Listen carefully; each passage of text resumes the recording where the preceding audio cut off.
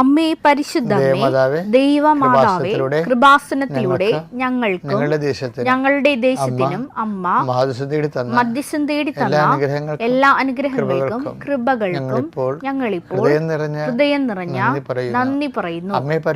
അമ്മേ പരിശുദ്ധമേ, ദൈവമാതാവേ, 2004 ഡിസംബർ 7-ാം തീയതി ഉച്ചകഴിഞ്ഞ് 2:30 കൃപാസനത്തിൽ സംഭവിച്ച അമ്മയുടെ പ്രത്യക്ഷപ്പെടലിനെ കുറിച്ച് തിരുസഭയ്ക്ക് സമർപ്പിച്ചിരിക്കുന്ന പഠനരേഖകളുടെ മേൽ സഭാത്മകമായ പഠനം ആരംഭിക്കുവാൻ ഞങ്ങൾ പ്രാർത്ഥിക്കുന്നു. അമ്മേ പരിശുദ്ധമേ, ഭൂസ്വർലോകങ്ങളുടെ രാജ്ഞിയായ അങ്ങേയ്ക്ക് ഭൗമ സംരക്ഷണത്തിനായി പ്രപഞ്ച പ്രകൃതിയെ തന്നെ തിരുസഭ പ്രതിഷ്ഠിക്കുവാൻ ഈ പ്രത്യക്ഷീകരണം വഴി ഇടയാക്കണമേ.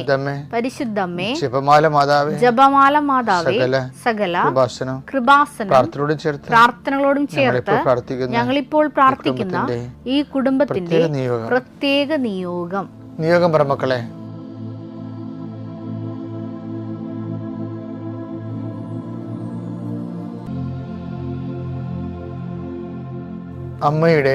അമ്മയുടെ പ്രത്യക്ഷീകരണത്തിന്റെ ഈ അനുഗ്രഹവേളയിൽ ഞങ്ങൾക്ക് സാധിച്ചു തരുവാൻ കനിയണമേ. ആമേൻ. വിശ്വാസ പ്രമാണം. സർവശക്തനായ പിതാവും ആകാശത്തിന്റെയും ഭൂമിയുടെയും സൃഷ്ടാവുമായ ദൈവത്തിൽ ഞാൻ വിശ്വസിക്കുന്നു.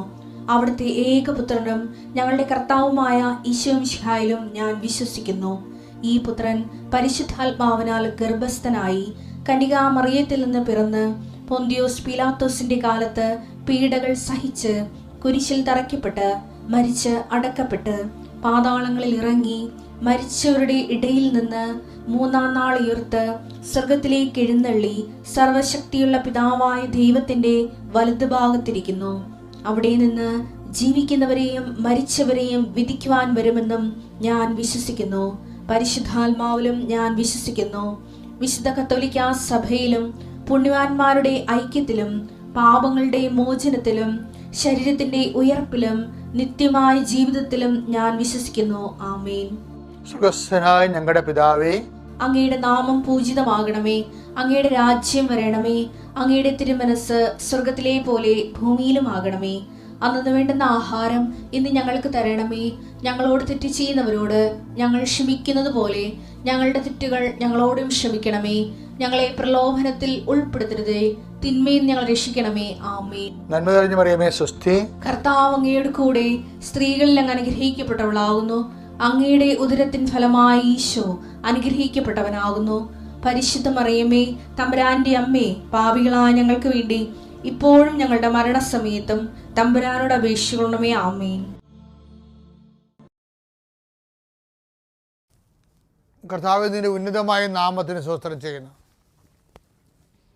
കർത്താവേ, നിന്റെ വിശുദ്ധ പൗരോഹിത്യത്തെ മഹത്വപ്പെടുത്തണമേ. കർത്താവേ, സഭയിലുള്ള സാന്നിധ്യം പ്രകടമാക്കണമേ. 39 വർഷം ഞാൻ അർപ്പിച്ച കൃപാന്റെ യോഗ്യതയാൽ കൃപാസന അൾത്താരെ ജീവനോടെ പ്രത്യക്ഷപ്പെട്ട പരിശുദ്ധ അമ്മയുടെ പ്രത്യക്ഷീകരണത്തിൻ്റെ ശക്തിയാൽ അൾത്താറയിൽ നടന്ന 10,000-കണക്കിന് ആരാധനയുടെ യോഗ്യതയാൽ അങ്ങയുടെ മക്കൾക്ക് വേണ്ടി പ്രാർത്ഥിക്കുന്ന രോഗികളെ, ആശുപത്രി കിടക്കുന്നവരെ, അതുപോലെ തന്നെ പല ശരീര ഭാഗങ്ങളെ ബയോപ്സിക്ക് വിട്ടിരിക്കുന്നവരെ, അതിൻ്റെ റിസൾട്ട് പ്രതീക്ഷിക്കുന്നവരെ, അവർക്ക് അനുകൂലമായ റിസൾട്ട് കിട്ടാൻ, അതുപോലെ തന്നെ ലാബിൽ ടെസ്റ്റിന് പോയിരിക്കുന്ന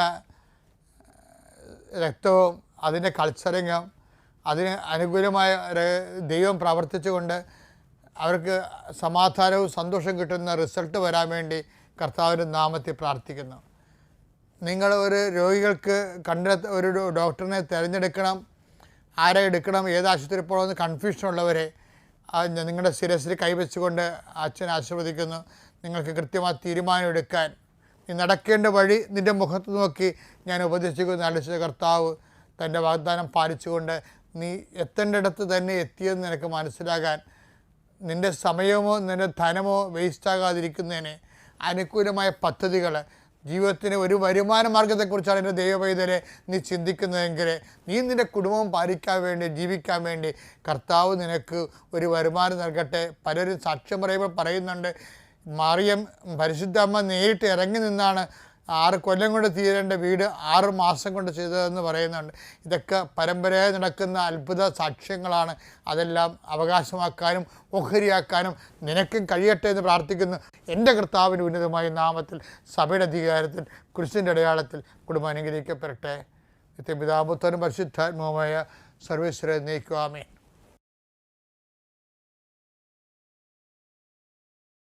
ഒരു മനുഷ്യൻ്റെ ജീവിതത്തിലെ കൃപയുടെ കാലഘട്ടം ആരംഭിക്കുമ്പോഴാണ് ബലഹീനതയുടെ കാലഘട്ടം. പക്ഷേ നമുക്ക് കൃപയുടെ കാലഘട്ടമെന്ന് നമുക്കറിയാൻ പറ്റത്തില്ല. നമുക്കത് ഫീൽ ചെയ്യേണ്ട ബലഹീനതയുടെ കാലഘട്ടമായിട്ടായിരിക്കും. അത് നിങ്ങൾ ശരിക്കും ക്രിസ്ത്യൻസ് പ്രത്യേകിച്ച് ശ്രദ്ധിക്കണം. കൃപയുടെ കാലഘട്ടം എന്ന് പറയുമ്പോൾ നിങ്ങളവർക്ക് എംപവറിങ് ആയിരിക്കും. അവിടെ സുവിശേഷ വേല, ഇവിടെ സുവിശേഷ വേല, അവിടെ രോഗശാന്തി, ഇവിടെ രോഗശാന്തി എന്നൊക്കെ പറയുമ്പോൾ ചിലപ്പോൾ അത് ശുശ്രൂഷയുടെ കാലഘട്ടമാണ്. കൃപയുടെ കാലഘട്ടം എന്ന് പറഞ്ഞാൽ പലപ്പോഴും ബലഹീനതയുടെ കാലഘട്ടമായിരിക്കും. എന്താ കാര്യം?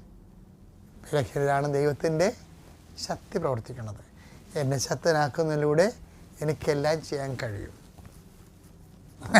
റോമായിൽ ചെന്നപ്പോൾ ഞാൻ ഛർദ്ദിച്ച്, ഫ്രാൻസിൽ വെച്ചും ഛർദ്ദിച്ച്. എൻ്റെ കൂടെ കൊണ്ടുവന്ന വിജയകുമാറിനെ പോലും അറിയിച്ചതില്ല ഞാൻ ഛർദ്ദിച്ച കാര്യം. കഴിക്കണ അപ്പം തന്നെ ഛർദ്ദിച്ച് പോകും. ഒരു പ്രസവം കഴിയുമ്പോൾ ഞാൻ ഒന്ന് വിറക്കും. എനിക്ക് കാര്യങ്ങളറിയാം. എന്താ കാര്യം? കർത്താവ് എന്നെ ബലഹീനമായിക്കൊണ്ടിരിക്കുന്നു. ഇത് കേൾക്കുമ്പോൾ നിങ്ങൾക്കിടെ ഒരു കർത്താവിൻ്റെ ശുശ്രൂഷ തന്നെ ഏറ്റെടുത്ത് ചെയ്തിട്ട് പോലും നമ്മുടെ അനുഭവങ്ങൾ നെഗറ്റീവാണ്. ലോകത്തിൻ്റെ ദൃഷ്ടിൻ്റെയും നെഗറ്റീവായിട്ടേ അവർ പറയത്തുള്ളൂ. നെഗറ്റീവാണെന്ന് പറയും. നെഗറ്റീവ് അല്ലത്. അത് കർത്താവിൻ്റെ കൃപ പ്രവർത്തിക്കാൻ വേണ്ടി നമ്മുടെ കഴിവ് കൊണ്ടല്ല,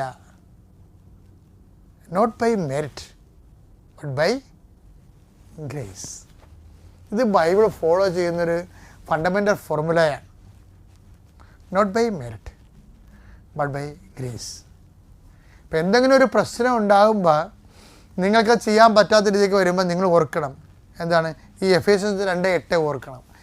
ഉടമ്പടിയുടെ അടിസ്ഥാന പ്രിൻസിപ്പിൾ അതാണ്. എന്താണ്?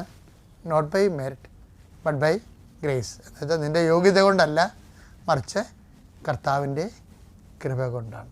അപ്പോൾ യോഗ്യതകളുടെ മേലെല്ലാം ഇങ്ങനെ കട്ടിങ് വരും. യോഗ്യതകളുടെ മേലെല്ലാം നമ്മുടെ മെറിറ്റുകളാണ് എപ്പോഴും ഡാമേജ് വരണത്. സർട്ടിഫിക്കറ്റ് പോലും സമയത്ത് സർട്ടിഫിക്കറ്റ് കാണാനില്ല. യാത്ര ഇറങ്ങുമ്പോൾ പാസ്പോർട്ട് കാണാൻ ഉണ്ടാകത്തില്ല. അപ്പോൾ നമ്മുടെ അടുത്ത് നിന്ന് വിശ്വാസപ്രമാണം ചെല്ലും. എന്താ കാര്യം? കുറച്ച് കഴിയുമ്പോൾ പാസ്പോർട്ട് കിട്ടും. അപ്പോൾ എന്തെങ്കിലും ഇഷ്യൂ ഉണ്ടായാൽ പ്രാർത്ഥിക്കുക, എംപവർ ആകുക, പ്രേ ആൻഡ് ഗെറ്റ് എംപവേർഡ് എന്നതിൻ്റെ അർത്ഥം. അല്ലാതെ വിഷയം ഉണ്ടാകുമ്പോൾ ദൈവം കൈവിട്ടെന്ന് പറഞ്ഞുകൊണ്ട് പറയരുത്. എന്തെങ്കിലും വിഷയം ഉണ്ടാകുമ്പോൾ അതിൻ്റെ അർത്ഥം പ്രാർത്ഥിക്കുക, എംപവർ ആകുക. കർത്താവ് ഈ വിഷയത്തിൽ ഇടപെടാൻ ആഗ്രഹിക്കുന്നു. കർത്താവ് നിൻ്റെ കൂടെ സഹസഞ്ചാരരാകാൻ പോകുന്നു എന്നൊക്കെയാണ്. അപ്പോൾ ഈ എന്ത് പോയാലും ശരി, വന്നാലും ശരി, ഈ ഡയബോളിക് പേഴ്സണാലിറ്റി കർത്താവ് അംഗീകരിക്കത്തില്ല. എന്താ കാര്യം അറിയാമോ? 18:23 സ്വർഗരാജ്യം തന്റെ സേവകന്മാരുടെ കണക്ക് തീർക്കാൻ ആഗ്രഹിച്ച ഒരു രാജാവിന് സദൃശം. കണക്ക് തീർക്കാൻ ആരംഭിച്ചപ്പോൾ 10,000 താലന്ത് കടപ്പെട്ടിരുന്ന ഒരുവനെ അവർ അവന്റെ മുമ്പിൽ കൊണ്ടുവന്നു. അവന് അത് വീട്ടാൻ നിർവാഹമില്ലാതിരുന്നത് കൊണ്ട് അവനെയും ഭാര്യയെയും മക്കളെയും അവന്റെ സമസ്ത വസ്തുക്കളെയും വിറ്റ് കടം വീട്ടാൻ യജമാനൻ കൽപ്പിച്ചു. അപ്പോൾ സേവകൻ വീണ് നമസ്കരിച്ചുകൊണ്ട് പറഞ്ഞു. ഡയബോളിക് പേഴ്സണാലിറ്റിയാണ് ആ സേവകൻ. ഇപ്പൊ അവൻ കുറച്ച് ഡയലോഗ് പറയും. എന്താ പറയണത്? സേവകൻ വീണ് നമസ്കരിച്ചു, അവന്നടിച്ച് വീണ് പറഞ്ഞു, പ്രഭു എന്നോട് ക്ഷമിക്കണമേ, ഞാൻ എല്ലാം തന്നു വീട്ടിക്കൊള്ളാം. ആ സേവകന്റെ യജമാനൻ മനസ്സലിഞ്ഞ് അവനെ വിട്ടയക്കുകയും കടം ഇളച്ചു കൊടുക്കുകയും ചെയ്തു. അവൻ പുറത്തിറങ്ങിയപ്പോൾ ഈ സെയിം ആള് തന്നെയാണ്. ഇതാണ് ഡയബോളിക്. ഒരു വ്യക്തി നാഗവല്ലിയും ഗംഗയും ഞാൻ കഴിഞ്ഞ ദിവസങ്ങളൊക്കെ പറഞ്ഞില്ലേ, നമ്മുടെ ഓരോരുത്തരും ഇത് അഡ്രസ്സ് ചെയ്തില്ലെങ്കിൽ, ഞാൻ നേരത്തെ പറഞ്ഞത് എന്താണ്? The spirituality built upon the genuinity. എന്നുവെച്ചാൽ സിംഗിൾ പേഴ്സൺ. ഉടമ്പടിക്കും അങ്ങനെ പ്രശ്നം. ഈ ഡയബോളിക് പേഴ്സണാലിറ്റീസിന് ഉടമ്പടിക്കാൻ പറ്റത്തില്ല. ഇപ്പോൾ 10,000 താലന്ത് കണ്ട ആളല്ലേ. താലന്ത് എന്ന് പറഞ്ഞാൽ എന്താണ്? സ്വർണ്ണ നാണയമാണ്, ധനാറ വെള്ളി നാണയമാണ് ശരിക്കും പറഞ്ഞാൽ. അപ്പോഴേ 10,000 താലന്ത് സ്വർണ്ണ നാണയം ഇളച്ചു കൊടുത്ത ആ ഭൃത്യൻ താഴേക്ക് ഇറങ്ങിയപ്പോൾ തനിക്ക് 100 വെള്ളി നാണയങ്ങൾ തരാനുണ്ടായിരുന്നു. അവനെ കണ്ടപ്പോൾ ഇവൻ്റെ മട്ട് മാറി. ഇവന് നാഗവല്ലി പുറത്തിറങ്ങി, അവനെ കഴുത്തി പിടിച്ച് ചിരിച്ച് കണ്ടിച്ച് കളഞ്ഞു. കണ്ടു നിന്ന് അവർ എന്താണ് സംഭവിച്ചത് പറഞ്ഞേ? സംഭവിച്ചതറിഞ്ഞ് മറ്റു സേവകന്മാർ വളരെ സങ്കടപ്പെട്ടു. അവർ ചെന്ന് നടന്നതെല്ലാം യജമാനനെ അറിയിച്ചു. യജമാനൻ അവനെ വിളിച്ചു പറഞ്ഞു, ദുഷ്ടനായ സേവക, നീ എന്നോട് കേണപേക്ഷിച്ചതുകൊണ്ട് നിന്റെ കടമെല്ലാം ഞാൻ ഇളച്ചു തന്നു. ഇതിന്റെ പ്രശ്നം ഈ ജെനുവിൻ അല്ലാത്ത ആളില്ലേ ഒരേ വിഷയം കടമാണ്. മുകളിലുള്ള 10,000 താലന്ത് കടം, 100 ധനാറ കടം. അപ്പോൾ ഒരേ ആൾ അവിടെ പോയി പട്ടാങ്ങി പറഞ്ഞ് ഇവിടെ വന്നവൻ്റെ കഴുത്തിന് പിടിച്ചു. ഒരേ സെയിം പേഴ്സണാണ്. ഇത് 2 പേഴ്സൺ ഉള്ളതാണ് വിഷയം. ഈ 2 പേഴ്സൺ ഉള്ള ആൾക്കാരെയാണ് ഈശോ പലപ്പോഴും അഡ്മിറ്റ് ചെയ്യണത്. പൗലോസിൽ യോഹന്നാൻ 2 പേഴ്സൺ ഉണ്ടായിരുന്നു. തീങ്ക് എന്തെങ്കിലും ഇറക്കി നശിപ്പിക്കാൻ വേണ്ടി ആ സമരയെ കൊല്ലാൻ പോകുന്നൊരു പേഴ്സൺ ഉണ്ടായിരുന്നു. ഇതുപോലെ തന്നെയാണ് നാഥാനിയലിൽ സിംഗിൾ പേഴ്സണേ ഉണ്ടായുള്ളൂ, യഥാർത്ഥ ഇസ്രയേലിയൻ. ഇവനിൽ കാപട്യമില്ല, ഇവർ 2 പേഴ്സൺ ഇല്ലെന്ന്. ജെനുവിറ്റി, ഇവന് ഹൈപ്പോക്രസി 2 പേഴ്സൺ ഇല്ല. അപ്പം ഉടമ്പടി എന്ന് പറയുമ്പോൾ ലൂർദിൽ വെച്ച് അമ്മ പറഞ്ഞെന്താണെന്നറിയാമോ? ഉടമ്പടി എന്ന് ലൂർദിലെ ദേഹത്തിൻ്റെ ഭാഗമാണിത് കേട്ടോ. ഉടമ്പടി എന്ന് പറയണത് പേഴ്സൺ ടു പേഴ്സൺ ബൈലാറ്ററൽ എഗ്രിമെൻ്റാണ്. 2 പേഴ്സൺ പാടില്ലെന്ന്. 2 പേഴ്സൺ ഒരു വ്യക്തിയിൽ 2 പേഴ്സൺ പാടില്ല. 16 താലന്ത് ഇളച്ചു തന്ന ആളുണ്ട്. അപ്പം ഞാൻ നിന്നോട് ആ യജമാനൻ എന്താ പറഞ്ഞത്? ഞാൻ നിന്നോട് കരുണ കാണിച്ചതുപോലെ നീയും നിന്റെ സഹസേവകനോട് കരുണ കാണിക്കേണ്ടതായിരുന്നില്ലേ? അതിന്റെ വാക്ക് വായിച്ചേ. യജമാനൻ കോപിച്ച് കടം മുഴുവൻ വീട്ടുന്നത് വരെ 10,000 താലന്ത് എടുത്ത് വീണ്ടും വിലക്ക് വെച്ച് കൊടുത്ത് കാരാഗൃഹാധികൃതർക്ക് കടം മുഴുവൻ വീട്ടുന്നവരെ അവനെ കാരാഗൃഹാധികൃതർക്ക് ഏൽപ്പിച്ചു കൊടുത്തു. അപ്പോൾ ഇത് treatment of the diabolic persons ആണ്. ഇതിനകത്ത് എന്തിൻ്റെ ഭാഗമാണിത്? അനുതപിക്കുക, സുവിശേഷത്തെ വിശ്വസിക്കുക. അപ്പോൾ സുവിശേഷം എന്താണ് വിശ്വസിക്കേണ്ടതെന്നാണ് ഈ സമറിയക്കാരുടെ കഥയിലൂടെയും അതുപോലെ തന്നെ 10,000 താലന്ത് കടം മേടിച്ചിട്ട് 100 ധനാറ തരാതിരുന്നതിൻ്റെ കടത്തി പിടിച്ചതിനോടിലൂടെയും ഈ സുവിശേഷമാണ് കർത്താവ് റീച്ച് ചെയ്യിക്കുന്നത്. ഇതെല്ലാം കാണിച്ചിട്ട് പറയും അനുതപിക്കുക, സുവിശേഷത്തെ വിശ്വസിക്കുക. കർത്താവ് ഇപ്പോൾ ലോകം മുഴുവനും ഈ ശുശ്രൂഷ പങ്കെടുത്തുകൊണ്ട് തങ്ങളുടെ രോഗങ്ങളുടെ മേൽ കർത്താവിൻ്റെ ഇടപെടൽ ഉണ്ടാകണമെന്ന് കണ്ണുനീരോടെ പ്രാർത്ഥിക്കുന്ന അനേകം മക്കളെ ഞങ്ങൾ സമർപ്പിക്കുന്നു. ഉദരരോഗികളെയും ഗർഭാശയ രോഗികളെയും ഞങ്ങൾ സമർപ്പിക്കുന്നു. ശ്വാസകോശ രോഗികളെയും ഹൃദയ രോഗികളെയും ഞങ്ങൾ സമർപ്പിക്കുന്നു. കരൾ രോഗികളെയും പതിരയുടെ രോഗമുള്ളവരെയും അങ്ങയുടെ തിരുസന്നിധി സമർപ്പിക്കുന്നു. പ്ലീഹൈഡ് രോഗമുള്ളവരെ അങ്ങയുടെ തിരുസന്നിധി സമർപ്പിക്കുന്ന കർത്താവേ, ആ രോഗങ്ങളെല്ലാം രോഗാതുരമായ എല്ലാ അവയവങ്ങളിലും കർത്താവേ നീ കരുണയോടെ സ്പർശിക്കണമെന്ന് പ്രാർത്ഥിക്കുന്നു. കർത്താവെ രോഗികളുടെ വിശ്വാസത്തെ വർദ്ധിപ്പിക്കണമെന്ന് പ്രാർത്ഥിക്കുന്നു.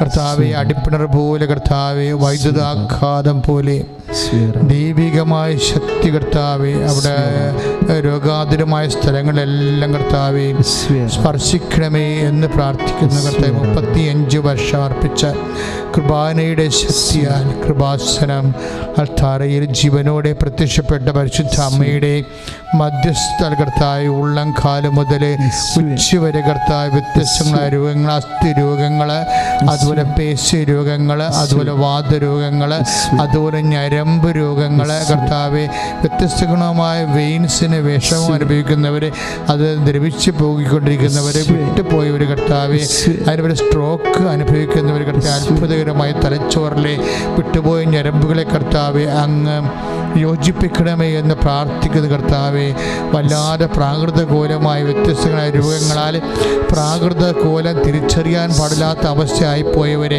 വിശുദ്ധമായ രക്തത്താൽ ഇപ്പോൾ കഴുകണമേ എന്ന് പ്രാർത്ഥിക്കുന്നു. നടുവെല്ലുകളെ സ്പർശിച്ച് പ്രാർത്ഥിക്കുന്നു. ക്യാൻസർ രോഗികളെ സമർപ്പിച്ച് പ്രാർത്ഥിക്കുന്നു കർത്താവെ.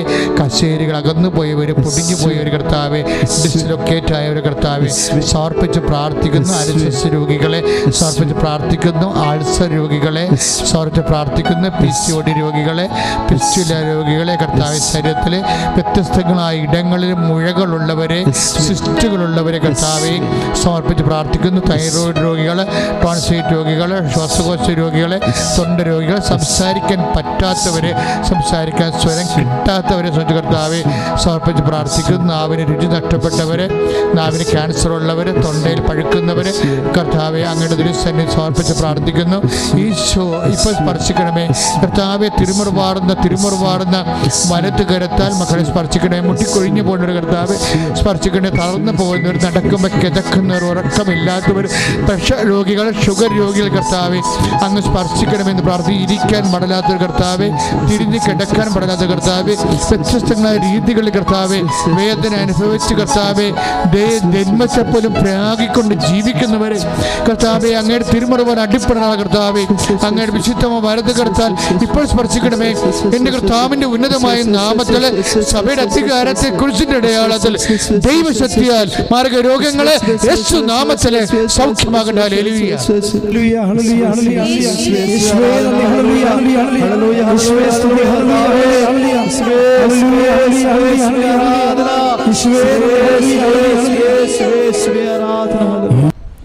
കർത്താവിൻ്റെ ദിവ്യകൃപാനയിൽ നിന്നുള്ള വലിയ ശക്തി നിങ്ങളിലേക്ക് കടന്നു വരുന്നുവെന്നുള്ള ജാഗ്രത വേണം.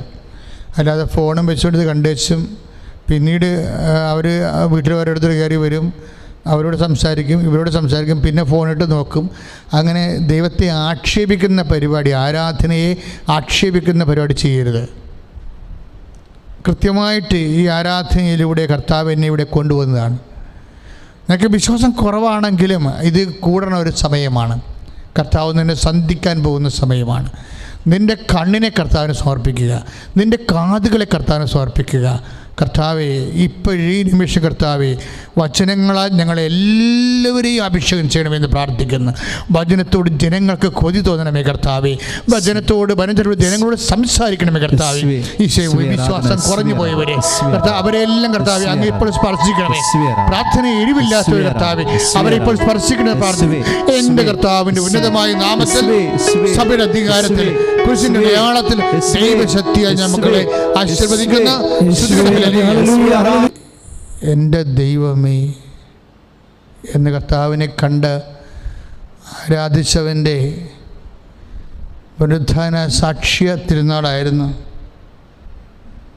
തോമസ് അപ്പോസ്തലൻ്റെ രക്തസാക്ഷ്യത്തിലൂടെ നമ്മൾ ദുഃഖാന തിരുനാളിനെ ആഘോഷിച്ചത്.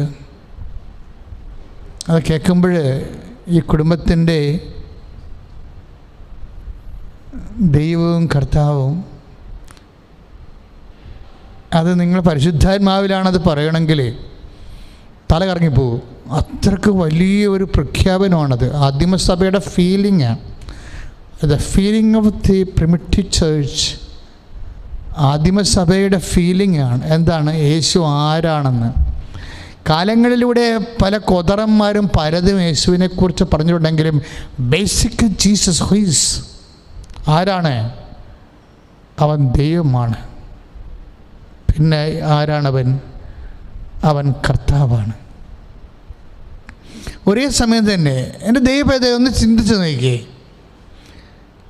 നിൻ്റെ ദൈവവും നിൻ്റെ കർത്താവും. അതാണ് നമ്മൾ 16-ാം അധ്യായമില്ലേ, 31-ാമത്തെ വാക്യത്തിലേക്ക് ശ്രുതികടെ ഹല്ലേലൂയ. നടപടി പുസ്തകത്തിൻ്റെ 16:31. തടവറയിലെ അത്ഭുതം, തടവറയിലെ പൗലോസും ശീലാസും ചങ്ങല കൊട്ടി പാടുന്ന ഒരു രാത്രിയില്ലേ, ഈ തടവറയിലാണല്ലോ നമ്മളിപ്പോഴെല്ലാവരും തന്നെ. അതിൽ നിന്ന് രക്ഷപ്പെടാനുള്ളൊരു മാർഗം എന്താ? അത് തോമസ് അപ്പോസ്തലൻ്റെ ദൈവത്തെക്കുറിച്ചുള്ള വിശ്വാസ പ്രഖ്യാപനമാണ്. തടവറയിലുള്ളവരെല്ലാവരും, കർത്താവ് പറഞ്ഞിട്ടുണ്ട്, തടവറയിലുള്ളവരെല്ലാവരും അവൻ്റെ സ്വരം കേൾക്കുമെന്ന്. തടവറയിലുള്ളവരെല്ലാവരും അവൻ്റെ സ്വരം കേൾക്കും. ആരുടെ സ്വരമാണ് കേൾക്കുന്നത്? ദൈവത്തിൻ്റെ സ്വരം, കർത്താവിൻ്റെ സ്വരം. നിങ്ങൾ ഏതെങ്കിലും തടവറയിലാണോ? ഇപ്പോഴേ കള്ളത്തരത്തിൽ പോസ്കോ കേസിൽ എന്തുമാത്രം ആൾക്കാരാണ് ഓരോരുത്തരെ അമ്മായിയപ്പന്മാരെപ്പോലും മരുമക്കൾ പോസ്കോ കേസിൽ ഉൾപ്പെടുന്നെന്ന് പറയുമ്പോൾ ആ മരുമക്കളുടെയൊക്കെ മാനസികാവസ്ഥ എന്തായിരിക്കും? ആ പാവപ്പെട്ട മനുഷ്യൻ ചെയ്യാത്ത തെറ്റാണ്. അപ്പോൾ അകപ്പെടുത്താൻ തീരുമാനിക്കുമ്പോൾ തിന്മയുടെ ശക്തികൾ, നമ്മൾ പറയും പിശാചുക്കളില്ല എന്നൊക്കെ ചില ആൾക്കാർ സ്റ്റൈലടിക്കും. പിശാചുക്കളല്ലേ ഉള്ളൂ, ഇതൊക്കെ പിന്നെ പിശാചുക്കളല്ലേ? അത് ഒരു മനുഷ്യനെ തകർക്കണമെന്ന് കരുതിക്കൊണ്ട് അവൻ്റെ ജീവിതം വരുമാനം മുട്ടിക്കുക, അല്ലെങ്കിൽ അവനെ ആക്ഷേപിക്കുക, സമൂഹത്തിൽ അപമാനിക്കുക, അവൻ്റെ ഭാവി തകർക്കുക, അങ്ങനെ ചെറുതും വലുതുമായ എല്ലാ തിന്മകളും. ഇപ്പോൾ കിങ് കോബ്ര രാജവെമ്പാല കടിച്ചു. കഴിഞ്ഞ ദിവസങ്ങളിൽ നമ്മുടെ തിരുവനന്തപുരത്തെ കാഴ്ച ബംഗ്ലാവിലെ ഒരു കീപ്പർ വാച്ച്മാൻ മരിച്ചു. ഇപ്പം പറയണത് എന്താ? 4 പേരാണ് ഇന്ത്യയിൽ ആകപ്പാടെ മരിച്ചിരിക്കണമെന്ന് ഈ പാമ്പ് കടിച്ചിട്ട്. കടിച്ചവർ പിന്നെ രക്ഷപ്പെടുത്തില്ല. ചില ഡോക്ടർമാരൊക്കെ എഴുതിയിട്ടുണ്ട്, കുതിരയുടെ വിഷം എടുത്തിട്ടാണ്, കുതിരയുടെ ഈ നിന്നെടുക്കുന്ന എൻസൈം കൊണ്ടാണ് ഇതിനെ സുഖപ്പെടുത്തുന്ന. തായ്ലൻഡിലെ മരുന്നുള്ളതെന്നൊക്കെ പറയും. തായ്ലൻഡിലെങ്കിലും മരുന്നുണ്ടല്ല. ചില പെണ്ണുങ്ങളും ചില ആണുങ്ങളും കടിച്ചാൽ ഈ ലോകത്ത് മരുന്ന് കിട്ടത്തില്ല. ഇതിന് ഈ രാജവെമ്പാല കടിച്ചാൽ തായ്ലൻഡിൽ മരുന്നുണ്ടെന്നാണ് ഇത് പാമ്പ് പിടുത്തക്കാരൊക്കെ പറയണത്. പക്ഷെ ചിലർ മനുഷ്യർ കടിച്ചിട്ടേ ഈ ലോകത്ത് ഓരോരുത്തരും മരുന്നില്ല. കാര്യം എന്ത് മരുന്ന്? പോസ്കോ കേസൊരു അമ്മായിയപ്പനും മരുമകൾ പെടുത്തിയിരിക്കുകയാണ്. ഈ മരുമകളൊരു രാജവെമ്പാലയാണ്. ഈ ആൾ ഇതുപോലെയുള്ള മനുഷ്യനെ നശിപ്പിക്കണം, ഒറ്റക്കടിക്ക് കൊല്ലണം കുടുംബത്തെ എന്ന് വിചാരിച്ചുകൊണ്ട് വരുമാനം മുട്ടിക്കുന്നവർ, അല്ലെങ്കിൽ അവരുടെ ഭാവിയെ തടസ്സപ്പെടുത്തുന്നവർ. ഇതിലെ കൂടി റോഡ് പോയാൽ അവന്മാർ ഫാക്ടറി തുടങ്ങും, അതുകൊണ്ട് റോഡ് ബ്ലോക്ക് ചെയ്യും, സ്ഥലം കൊടുക്കത്തില്ല, മനഃപൂർവ്വം കൊടുക്കത്തില്ല. ആകപ്പാട് 3 അടി സ്ഥലമാണ് ആ റോഡിൻ്റെ അകത്ത് ഇവിടെ കസ്റ്റഡിയിലുള്ളത്, 3 അടിയേ ഉള്ളൂ, അതൊക്കെ തടഞ്ഞു വെച്ചിക്കും. ഇതിനേക്കാൾ നല്ല രാജവെമ്പാലയാണ്. എന്ന് വെച്ച് കഴിഞ്ഞാൽ നമ്മൾ ദൈവത്തെ ഇപ്പോഴെന്നാ സംഭവിക്കണമെന്നറിയാവോ? നമ്മളുടെ ദൈവത്തിന് വിശ്വാസമുണ്ട്. എന്തിനാണ് വിശ്വാസം? നമ്മളുടെ കാര്യങ്ങൾ നടന്നു കിട്ടാൻ വേണ്ടിയുള്ള ഒരു ഉപാധിയായിട്ട് മാത്രം ദൈവത്തെ വെക്കുന്നു. ദൈവത്തിൻ്റെ വചനങ്ങളോട് അത് കഠിനമാണ്. അതാണ് സംഭവം. നമ്മളുടെ കാര്യങ്ങൾ നടന്നു കിട്ടാനുള്ള ഉപാധിയായിട്ട് ദൈവത്തിനെ വെക്കുന്നു. ദൈവത്തിൻ്റെ പ്രാർത്ഥനകളെല്ലാം കൂടുന്നു. പക്ഷേ നമ്മുടെ ജീവിതത്തിൽ ദൈവത്തിൻ്റെ വചനം വിശ്വസിക്കാൻ അത് കഠിനമാണ്. ഒരു പക്ഷേ എക്കാലങ്ങളെക്കാളും ഇപ്പോൾ നമ്മൾ പറഞ്ഞു വന്നത് തടവറയുടെ അത്ഭുതത്തെക്കുറിച്ചാണ്. ഞാൻ വചനം എടുത്തതിന് ശേഷം നമുക്ക് അങ്ങോട്ട് തിരിച്ചു വരാൻ പറ്റുമെന്ന് പരിശുദ്ധാത്മാവിന് ഞാൻ പ്രത്യാശിക്കുകയാണ്. നമ്മുടെ പുസ്തകം 16:30 അവരെ പുറത്തേക്ക് കൊണ്ടുവന്ന് അവൻ ചോദിച്ചു, പാറാവുകാരൻ ചോദിക്കുക, യജമാനനെ രക്ഷ പ്രാപിക്കാൻ ഞാൻ എന്ത് ചെയ്യണം? രക്ഷപ്പെടാനേ ഏത് മേഖലയിൽ നിന്നാണെങ്കിലും, ഇപ്പം കടത്തിൽ നിന്നാണെങ്കിലും രോഗത്തിൽ നിന്നാണെങ്കിലും ആത്മീയ തകർച്ചയിൽ നിന്നാണെങ്കിലും ഇതുപോലെ രാജവെമ്പാലയുടെ സുഖം. ചിലർ പറയും എന്നാണെന്നറിയാൻ പാടില്ല, എൻ്റെ സ്വഭാവം ഇങ്ങനെ ആയിപ്പോയെന്ന് പറയും. വെറുതെ എന്നാണെന്നറിയാൻ പാടില്ല, ഞാൻ കുഞ്ഞുനാളും പോലെ ഇങ്ങനെയാണ്, എൻ്റെ സ്വഭാവം ഇങ്ങനെയാണ്. അല്ല, എൻ്റെ സ്വഭാവം ഇങ്ങനെയാണെന്ന് പറഞ്ഞു നീ ആർക്കും ജാമ്യം എടുക്കേണ്ട കാര്യമില്ല.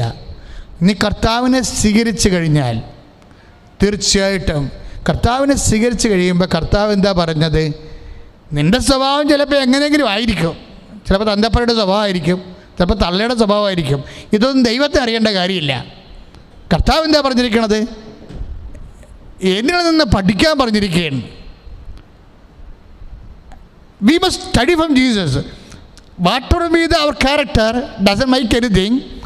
അതിൽ കഥയില്ല. കർത്താവ് പറഞ്ഞു എന്നെ നിന്ന് പഠിക്കുവിൻ, എൻ്റെ അടുത്ത് വരുവിൻ. ഇപ്പം നമ്മൾ അധ്വാനിക്കുന്നവനെ ഭാരം വഹിക്കുന്നവനെ വചനമാണല്ലോ അല്ലേ? എൻ്റെ അടുത്ത് വരുവിൻ. ഇപ്പം നമ്മൾ 11:28 അത് വായിക്കുന്നുണ്ട്. മത്തായി ശ്ലീഹായുടെ സുവിശേഷം. അധ്വാനിക്കുന്നവനെ ഭാരം വഹിക്കുന്നവനെ നിങ്ങളെല്ലാവരും എൻ്റെ അടുത്ത് വരുവിൻ. അപ്പോൾ നമ്മൾ ചോദിക്കും, അധ്വാനിക്കുന്നവൻ മാത്രം വന്നാൽ മതിയോ? ഭാരം വഹിക്കുന്നവൻ മാത്രം വന്നാൽ മതിയോ? അപ്പോൾ ഈശോ പറയും അല്ല, പിന്നെന്താണ്? പഠിക്കാൻ ആഗ്രഹിക്കുന്നതിന് വരണം. അതാണ് പ്രശ്നം. എന്നിൽ നിന്ന് പഠിക്കുക. അതിൻ്റെ കൂടെയുള്ള വചനമാണ്, അതിൻ്റെ കൂടെയുള്ള വചനമാണ് എന്നിൽ നിന്ന് പഠിക്കുവിൻ. എന്നുവെച്ചാൽ അർത്ഥം എന്താണ്? നമ്മളുടെ ദൈവവുമായ അടുത്ത ബന്ധം ഉണ്ടാക്കണമെന്നുണ്ടെങ്കിൽ എൻ്റെ സ്വഭാവം ഇങ്ങനെയാണ്, ഞങ്ങളുടെ കുടുംബത്തോടെ ഇങ്ങനെയാണ് അങ്ങനെ പറഞ്ഞിട്ട് കാര്യമില്ല. You must study from Jesus. എന്താ ഈശോ പറയണത്? എന്നിൽ നിന്ന് പഠിക്കുവിൻ. കാരണം അവനാരാ? അവൻ മനുഷ്യൻ്റെ രക്ഷയുടെ അവസാന വാക്കാണ്. അതുകൊണ്ടാണ് ഈ പറാവുകാരൻ പൗലോസിനോട് ചോദിക്കുമോ what I should do, രക്ഷ പ്രാപിക്കാൻ ഞാൻ എന്ത് ചെയ്യണം? അപ്പോഴെന്താ പറഞ്ഞത്? പൗലോസ് എന്നാ പറഞ്ഞത്? നടപടി പുസ്തകം 16:30-31 അവർ പറഞ്ഞു, പൗലോസ് ശീലാസും കൂടി പറഞ്ഞു, അവർ പറഞ്ഞു, എന്ത് പറഞ്ഞു? കർത്താവായ യേശു ക്രിസ്തുവിൽ വിശ്വസിക്കുക. ഇതാണ് സംഭവം. യേശു കർത്താവാണെന്ന് വിശ്വസിക്കണം. ഇതാണ് ആദിമസഭയുടെ വിശ്വാസം. കർത്താവായ യേശു ക്രിസ്തുവിൽ വിശ്വസിക്കുക. ഇത് ആദ്യം പക്ഷെ പറഞ്ഞത് ആരാണ്? സെൻറ് തോമസാണ് പറഞ്ഞത് യേശു കർത്താവാണെന്ന്. എൻ്റെ കർത്താവേ, എൻ്റെ ദൈവമേ. നമ്മൾ 11:28 വായിക്കുന്നില്ലേ? നടപടി പുസ്തകത്തിൻ്റെ വിശുദ്ധ യോഹന്നാൻ്റെ സുവിശേഷം. വിശുദ്ധ യോഹന്നാൻ്റെ സുവിശേഷത്തിലെ എൻ്റെ കർത്താവേ, എൻ്റെ ദൈവമേ. അതായത് യേശുവിനെ തടവറയിന്ന് രക്ഷപ്പെടാൻ വേണ്ടി ഉള്ള ഒരു മന്ത്രമാണത്. എന്താണത്? യേശുവിനെ കർത്താവായിട്ട് പ്രഖ്യാപിക്കുക. അതൊരു ശരണപ്പെടലാണ്. എന്ന് വെച്ച് കഴിഞ്ഞാൽ യേശുവിനെ കർത്താവായിട്ട് പ്രഖ്യാപിച്ചിട്ട് നമുക്കൊരു കുഴപ്പമില്ല. പല ആൾക്കാർ യേശുവിനെ കർത്താവായിട്ട് തന്നെ പ്രഖ്യാപിക്കും. എന്താണ് അങ്ങനെ പ്രഖ്യാപിക്കുന്നത്? അവർ വേറെ കർത്താക്കന്മാരൊക്കെ വേറെ പ്രഖ്യാപിച്ചിട്ടുണ്ട്. അതിൻ്റെ കൂടെ ഒരു കർത്താവ് യേശു. അവിടെയാണ് പ്രശ്നം വരുന്നത്. യേശുവിനെ കർത്താവായിട്ട് പ്രഖ്യാപിക്കാതൊന്നും ഇരിക്കണില്ല. എല്ലാ വില്ലന്മാരും വിരുദ്ധന്മാരും യേശുവിനെ കർത്താവായിട്ട് പ്രഖ്യാപിക്കുന്നുണ്ട്. പക്ഷേ ഒരു കുഴപ്പം. എന്താ പ്രശ്നം? കർത്താക്കന്മാരുടെ കൂടെ ഇതിലുണ്ട്. സ്വന്തം അളിയനാണ് മകനെ കാനഡയെ കൊണ്ടുപോകാമെന്ന് പറഞ്ഞിട്ടുണ്ടെങ്കിൽ ഞായറാഴ്ച അളിയൻ വരുമ്പോൾ കുർബാനയ്ക്ക് പോകാതെ ഓൺലൈനാണേ കുർബാന, അതൊന്ന് ഓൺ ചെയ്ത് വെക്കാൻ മതി. അത് ഓൺ ചെയ്ത് പോലും വെക്കാതെ അളിയനെ സൽക്കരിക്കാൻ വേണ്ടി വാട്ടിച്ചടിക്കാൻ വേണ്ടി രണ്ടും കൂടി കുപ്പിയും ഗ്ലാസും കൊണ്ടിരിക്കുമ്പോൾ അളിയനെ അവിടെ കർത്താവാകും. അവിടെയാണ് പ്രശ്നം പറ്റുന്നത്. വേറെ പ്രശ്നമില്ല. ഞായറാഴ്ച കുർബാനയാണ് ഓൺലൈനിൽ. വീട്ടിൽ കുർബാന ഉള്ള ഒരു കാലമാണിത്. വീട്ടിൽ കുർബാനയുള്ളൊരു കാലമാണ്. ഇതിനേക്കാൾ നശിച്ചൊരു കാലം വരാനില്ല. കാര്യം കുർബാന വന്ന് സ്വന്തം വീട്ടിലായി കഴിയുമ്പോഴേ അതൊരു വിധിയാണ്. എന്താണ്? കർത്താവ് വീട്ടിൽ വന്നിട്ടോ നമ്മൾക്ക് വേറെയാണ് പ്രാധാന്യമെങ്കിൽ അതാണ് കർത്താവ് നമ്മുടെ. മനസ്സിലായില്ലേ? ഇപ്പം കുഞ്ഞുങ്ങളെ എഴുന്നേൽപ്പിച്ച് കുഞ്ഞുങ്ങളെ കളിപ്പിക്കുന്നുണ്ട് ഞായറാഴ്ച രാവിലെ എഴുന്നേറ്റ്. അപ്പം കുഞ്ഞായി അവിടെ കർത്താവ്. അതാണ് പ്രശ്നം. കുർബാനയുടെ സമയമാണ്. അപ്പോൾ നിങ്ങൾ പറയും അത് ഏതെങ്കിലും കുർബാന, ഹിന്ദുമതം കുർബാന ഓൺലൈനിൽ താത്വികമായിട്ടൊക്കെ സംസാരിക്കും. പക്ഷേ കുർബാന കൂടത്തില്ലെന്ന് നോക്കാൻ സത്യം നിങ്ങൾക്കും ദൈവത്തിനും അറിയാം. ചുമ്മാ ആളെ പറ്റിക്കാൻ വേണ്ടി, മനുഷ്യരുടെ കണ്ണിൽ പൊടി ഇടാൻ വേണ്ടി കുറേ ഡയലോഗ് കാച്ചണതാണ്. ഒരു കഥയുമില്ല. നിങ്ങൾ ആ ഞായറാഴ്ച കൊച്ചിനെ കളിപ്പിച്ചുകൊണ്ടിരിക്കുകയാണെങ്കിൽ കൊച്ചാണ് അവിടെ കർത്താവായിട്ട് വരുന്നത്. കർത്താക്കന്മാരെ തിരിച്ചറിയണം. യേശു കർത്താവാണെന്ന് പറഞ്ഞൊരു കാര്യമില്ല. നിങ്ങൾ എന്തിന് പ്രാധാന്യം കൊടുക്കുന്നു അതാണ് നിങ്ങളുടെ കർത്താവ്. നിങ്ങൾ എന്തിന് പ്രാധാന്യം കൊടുക്കുന്നു, യേശു അല്ലാതെ വേറെ എന്തിന് പ്രാധാന്യം കൊടുത്താലും അത് കർത്താവായി മാറും. അങ്ങനെ പല കർത്താക്കന്മാരുണ്ടെങ്കിൽ യേശു അപ്പം തന്നെ പിൻവലിയും. ഇത് അറിയാൻ പാടില്ലാത്തതാണ് സംഭവിച്ചതെങ്കിൽ നിങ്ങളിപ്പോൾ തിരുത്തണം, പ്രാർത്ഥിക്കുക. കർത്താവേ, വിശുദ്ധ തോമസ് അപ്പോസ്തലനെ പോലെ, വിശുദ്ധ പൗലോസിനെ പോലെ അങ്ങേ മാത്രം കർത്താവും രക്ഷകനുമായി ഏറ്റുപറഞ്ഞ് ആശ്രയിക്കാനുള്ള കൃപ നൽകണമേ. കുർബാനയ്ക്ക് പോകാതെ ചായക്കട നടത്തിയിട്ടുണ്ടല്ലേ, പീടികയും നടത്തിയിട്ടുണ്ട്. പ്രാക്കപ്പെട്ടത് നിങ്ങൾ. ഇപ്പം ഏത് കടയാണ് നിങ്ങൾ തുറന്നു വെച്ചിരിക്കണത്? നിങ്ങളെ കട അടപ്പിച്ച ആൾക്കാരതൊക്കെ കാണുന്നുണ്ടോ? ആരില്ല. കൊറോണ എന്ന് പറഞ്ഞാൽ കാണാൻ പറ്റാത്ത സാധനത്തിനാണ് നീ കട അടപ്പിച്ചിരിക്കണേ. എങ്ങനെയുണ്ട് പരിപാടി? നിങ്ങൾ എത്രയോ കാലം കർത്താവിനെ വഞ്ചിച്ചവരാണ്. നിങ്ങൾക്ക് 10 പൈസ ഇപ്പോഴാണ് കച്ചവടം നടക്കണമെന്ന് പറഞ്ഞുകൊണ്ട് കുർബാനയ്ക്ക് പോകാതെ ഞായറാഴ്ച വരെ വിറ്റ ആൾക്കാരാണ് ഇപ്പോഴും കടയും അടച്ചിരിക്കണതില്ലേ? നിങ്ങൾക്ക് കടമാണെന്ന് പറഞ്ഞിട്ടേ ഏത് കർത്താവ് കേൾക്കാനാ? നിങ്ങൾ കർത്താവിനെ വിറ്റതല്ലേ ആൾക്കാരല്ലേ? ഒരു ഞായറാഴ്ച കുർബാനയുടെ വില എന്താണെന്ന് അറിയാൻ പാടില്ലാതെ 10 പൈസ നേട്ടം ഉണ്ടാക്കാൻ പണമല്ലേ കർത്താവായപ്പോൾ? അപ്പോൾ നിങ്ങൾക്ക് ആ കാലങ്ങളിലെല്ലാം എന്നെല്ലാം നിങ്ങൾ ദൈവത്തെ മറന്ന് പണത്തിന് പ്രാധാന്യം കൊടുത്തിട്ടുണ്ടോ? പണം കർത്താവായിട്ടുണ്ട്. യേശു കർത്താവാണെന്ന് ആണ് അപ്പോൾ സഭയുടെ വിശ്വാസം. നിങ്ങൾ തട പറയുന്ന രക്ഷപ്പെടണമെന്നുണ്ടെങ്കിൽ ഈ യേശു കർത്താവാണെന്ന് പ്രഖ്യാപിക്കണം. പണമാണോ, കുഞ്ഞാണോ, ഭാര്യയാണോ, ഭർത്താവാണോ, ജോലിയാണോ? ഇപ്പം ട്യൂഷൻ എന്തുമാത്രം കുഞ്ഞുങ്ങളെ പോയിരിക്കണേ, എന്തുമാത്രം കുഞ്ഞുങ്ങൾ ട്യൂഷന് പോയിരിക്കണം. ഈ കോവിഡ് കാലത്ത് ഇപ്പോൾ നിങ്ങൾ ഓൺലൈനിൽ പഠിക്കണം. ശരി, ഓൺലൈനിൽ പരീക്ഷ. ഇനി 5 കൊല്ലം കഴിയുമ്പോൾ, 2 കൊല്ലം കഴിയുമ്പോൾ, കോവിഡ് കാലം കഴിയുമ്പോഴേ ഓൺലൈനിൽ പഠിച്ചവരും പരീക്ഷ എഴുതിയ ആൾക്കാരെയും ആ സർട്ടിഫിക്കറ്റിൻ്റെ ക്വാളിറ്റി എന്താണെന്ന് നമുക്ക് ഇപ്പോഴും അറിയത്തില്ല. അവിടെയാണ് പ്രശ്നം വരണത്. നിങ്ങൾ പണ്ട് കെമിസ്ട്രി ഫിസിക്സൊക്കെ പഠിക്കാൻ വേണ്ടി ഞായറാഴ്ച കുർബാന വരെ കട്ട് ചെയ്തുകൊണ്ട് മാതാപിതാക്കന്മാരെ കുഞ്ഞുങ്ങളെ ട്യൂഷൻ തള്ളിവിട്ടില്ലേ? ഇപ്പം നിങ്ങൾക്ക് ഓരോരുത്തരും തള്ളിവിടാനില്ല. തള്ളിവിട്ടേച്ച് ഇങ്ങോട്ട് വരുമ്പോൾ തന്നെ നിങ്ങൾ കുഞ്ഞുങ്ങളാണെന്ന് പറഞ്ഞാൽ നിങ്ങൾ കയറ്റത്തില്ല. എന്താ കാര്യം? എവിടെയൊക്കെ പോയിട്ട് മരുന്ന് എങ്ങനെ അറിയാൻ പറ്റും? അതുപോലെ കുഞ്ഞുങ്ങളെ പിടിച്ച് വെച്ചുകൊണ്ടിരിക്കണം. ഇപ്പോഴ് വീട്ടിൽ പിടിച്ച് വെച്ചുകൊണ്ടിരിക്കുകയാണ്. ഈ കുഞ്ഞുങ്ങളെയാണല്ലോ നിങ്ങൾ തള്ളി വിട്ടത് കഴിഞ്ഞ കാലങ്ങളിലെല്ലാം. ദൈവത്തിനെ മറന്നുകൊണ്ട്, വേദപാഠം മറന്നുകൊണ്ട്, ഞായറാഴ്ച കുർബാന മറന്നുകൊണ്ട്, കുഞ്ഞുങ്ങൾ കുമ്പസാരിച്ചൊന്നും നിങ്ങൾ ചോദിച്ചില്ല. നിങ്ങളിപ്പോൾ മാസ്ക് വെച്ചോ എന്ന് ചോദിക്കണില്ലേ? എത്ര മാതാപിതാക്കന്മാരെ കുഞ്ഞുങ്ങളോട് ചോദിച്ചിട്ടുണ്ട്, നിങ്ങൾ കുമ്പസാരിച്ചോ, നിങ്ങൾ കുർബാന സ്വീകരിച്ചിട്ടുണ്ടോ?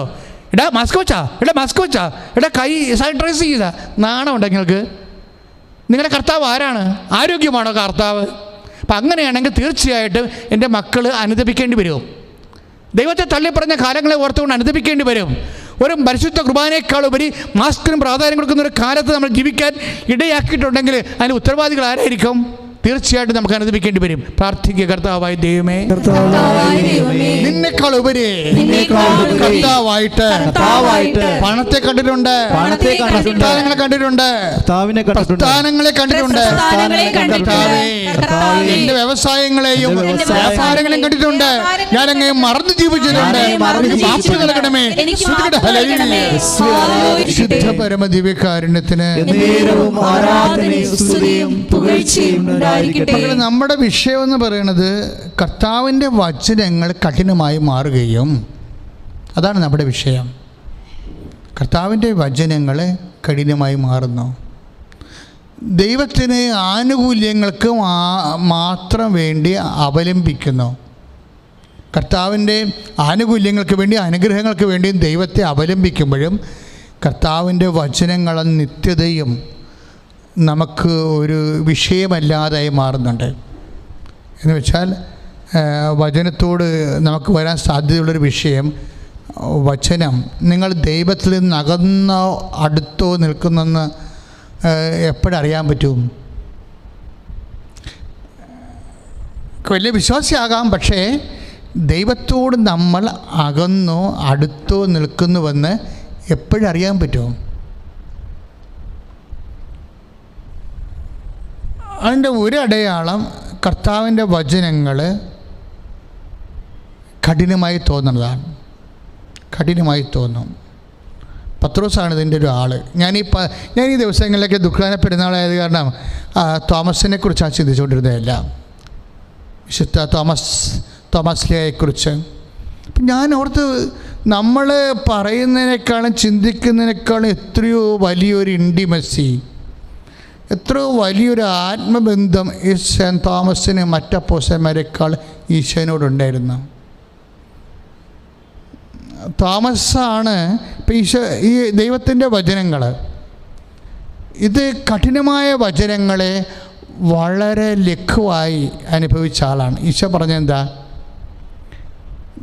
അതായത് കഠിനമായ വചനങ്ങളെ കഠിനമായി അനുഭവിച്ചൊരു കാലം പത്രോസിനുണ്ടായിരുന്നു. കഠിനമായ വചനങ്ങളെ കഠിനമായി അനുഭവിച്ച ഒരു കാലം പത്രോസിനുണ്ടായിരുന്നു.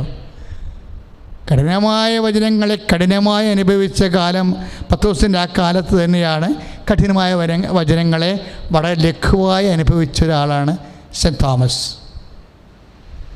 ഇപ്പം സെൻറ്റ് തോമസിൻ്റെ ഒരു വാക്ക് ചില സമയത്തിന് ഓർക്കുകയും, അതായത് സെൻറ്റ് തോമസിന് എത്രയോ വർഷം കഴിഞ്ഞാണ് പൗലോസ് മാനസാന്തരപ്പെട്ടിട്ട് പൗലോസ് വചനം പ്രഘോഷിക്കാൻ തിമോത്തിയുമായിട്ട് ഇറങ്ങുമ്പോഴേ തിമോത്തിക്ക് റിമൈൻഡർ കൊടുക്കുന്നുണ്ട്. തിമോത്തി, പണ്ട് തോമസ് അപ്പോസ്തലൻ പറഞ്ഞൊരു വചനമുണ്ട്, നീ അത് ഓർക്കണമെന്ന് പറയും. കാര്യം ഈ വചനം നീ ഓർക്കണം. ഇപ്പം 2 തിമോത്തി ഇല്ലേ? 2 തിമോത്തി 2:11 ഒരു വചനമില്ലേ? 2 തിമോത്തി 2:11. എന്താ പൗലോസ് പറയണത്? ഈ വചനം നീ ഓർക്കണം. എന്താണ് ഓർക്കണം എന്ന് വെച്ച് കഴിഞ്ഞാൽ അർത്ഥമാണ്, ഈ വചനം നേരത്തെ പറയപ്പെട്ട വചനമാണത്.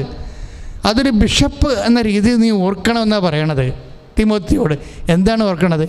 യേശുവിൻ്റെ കൂടെ മരിച്ചാൽ യേശുവിൻ്റെ കൂടെ ജീവിക്കും. എന്നെ രസമായി വചനം കേൾക്കാൻ. ഇത് യേശുവിൻ്റെ ഈ വചനം നീ ഓർക്കണം. കർത്തൃ ശുശ്രൂഷയ്ക്ക് ഇറങ്ങുന്ന ഒരു വ്യക്തി ഓർക്കേണ്ട വചനം എന്താണ്? 2 തിമോത്തി 2:11. എന്താണ്? ഈ വചനം നീ ഓർക്കണം. എന്ത് വചനമാണ് നീ ഓർക്കണത്? യേശുവിൻ്റെ കൂടെ മരിച്ചാൽ യേശുവിൻ്റെ കൂടെ ജീവിക്കാം. ഈ വചനം ആരാണ് ആദ്യം പറഞ്ഞ വസ്തു പറഞ്ഞ? സെൻറ്റ് തോമസിൻ്റെ വചനമാണിത്. തോമസ് ലീഗ പറഞ്ഞ വചനമല്ലേ ഇത്? അന്ന് ലഘുവായി പറഞ്ഞ വചനമാണ്. തോമസ് ലീഗയ്ക്ക് വളരെ ലഘുവായി തോന്നിയൊരു വചനമാണത്. എന്താണ്? യേശുവിൻ്റെ കൂടെ മരിക്കുക എന്നുള്ളത്. ഓ, ബ്യൂട്ടിഫുള്ളാണ്. അതായത് മരണവും സഹനവും ഒരു ശിഷ്യന് എന്ന് ലഘുവായി തോന്നണ അന്നാണ് അവൻ യേശുവിനോട് അടുത്തിരിക്കണത്. നമ്മുടെ സബ്ജക്റ്റ് എന്താ? എങ്ങനെയാണ് യേശുവിന് അകന്നിരിക്കണത്, എങ്ങനെയാണ് യേശുവിനോട് അടുത്ത് നിൽക്കണത്. അപ്പോൾ തൻ്റെ കൂടെ ആയിരിക്കാനെന്ന് പറഞ്ഞ് നമ്മൾ മർക്കോസിൻ്റെ സുവിശേഷം വായിക്കുന്നുണ്ട് 3:17. ഒരു വിശ്വാസിയെ അപ്പോസ്തലനെ തിരഞ്ഞെടുക്കണം എന്തിനാണ്? തൻ്റെ കൂടെ ആയിരിക്കാനാണ്. തൻ്റെ കൂടെ ആയിരിക്കുവാനും സുവിശേഷം പ്രസംഗിക്കുവാനും തനിക്കിഷ്ടപ്പെട്ടവരെ തൻ്റെ അടുക്കലേക്ക് അവൻ വിളിച്ചു. അല്ലേ 3:17 മർക്കോസിൻ്റെ സുവിശേഷത്തിലെ. അപ്പോൾ തൻ്റെ കൂടെ ആയിരിക്കുക എന്ന് പറഞ്ഞാൽ എങ്ങനെയാണ്? തൻ്റെ കൂടെ ആയിരിക്കുക എന്ന് പറഞ്ഞാൽ എന്താ? ഇങ്ങനെ അപ്പോസ്തലന്മാരൊക്കെ ഗോതമ്പൊക്കെ തിന്നുകൊണ്ട് കർത്താവിൻ്റെ കൂടെ സാബത്ത് ദിവസം നിയമവും തെറ്റിച്ച് നടന്ന പോലെയുള്ള കൂടെ ആയിരിക്കലാണോ? അല്ല. യേശുക്രിസ്തുവിൻ്റെ കൂടെ ആയിരിക്കുക, കൂടെ അല്ലാതിരിക്കുക എന്ന് വെച്ച് കഴിഞ്ഞാൽ ഒരു സഹന സാഹചര്യങ്ങളിൽ നീ കൈവരിക്കുന്ന നിലപാടാണ് പ്രശ്നം. അത് പനിയായിക്കൊള്ളാം, രോഗമായിക്കൊള്ളാം, ഒരു പക്ഷേ ഒറ്റൊരു ഉടയവരും നിന്നെ പിന്തള്ളിയ കാര്യമാകാം. സമൂഹത്തിൽ നിനക്ക് വിലയില്ലാത്ത രീതി മറ്റുള്ളവരെല്ലാം കൊത്തുകോഴിയെപ്പോലെ നിന്നെ ഒറ്റപ്പെടുന്ന കാലം.